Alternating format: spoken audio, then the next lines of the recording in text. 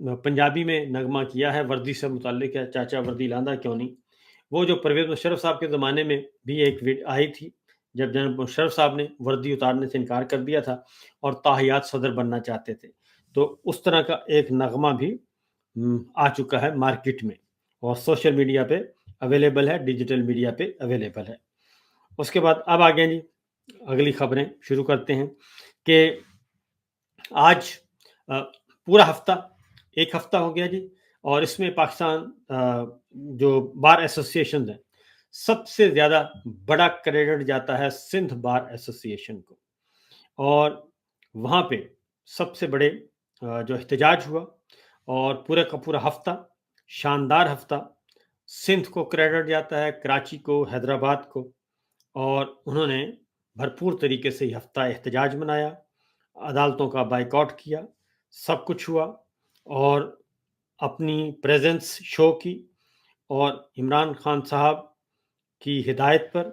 और ऑनरेबल जजेस की जो जो इस्तीफे हुए, उसके बाद 27वीं गैर-आइनी तरमीम, इस्तिस्ना, फेडरल गैर-आइनी अदालत जो बनाई गई है, उसके खिलाफ फेडरल कॉन्स्टिट्यूशनल कोर्ट, और इस सारी सूरत हाल पे जो नंबर 1 क्रेडिट जाता है, वो जाता है जी कराची वकला कन्वेंशन को, और उन्होंने भरपूर तरीके से पूरा हफ्ता मनाया। और आज भी सिंध वकला तहरीक जो है वो टॉप पे रही। आज Sindh high court bar association और सिंध बार की तरफ से सिंध हाई कोर्ट के अहाते में बार रूम में कन्वेंशन था वकला का, और उसमें बड़ी तादाद में वकला मौजूद थे। लेकिन हैरत अंगेज तौर पर जो सिंध हाई कोर्ट, अब ये जहन में रखिएगा कि सिंध हाई कोर्ट बार जो है, यानी कि तमाम बार एसोसिएशंस, सिंध हाई कोर्ट हो, लाहौर हाई कोर्ट हो, इस्लामाबाद हाई कोर्ट, ये गवर्नमेंट के कंट्रोल में नहीं होती। ये जुडिशरी की अपना कंट्रोल है इन इमारतों पे, और इसमें इंतज़ामिया का, हुकूमत का कोई रोल नहीं होता। लेकिन आज पहली दफ़ा देखा, और वकला तहरीक पिछली जो चली थी, वो सारी की सारी बार एसोसिएशंस और जज और बार और बेंच और बार दोनों का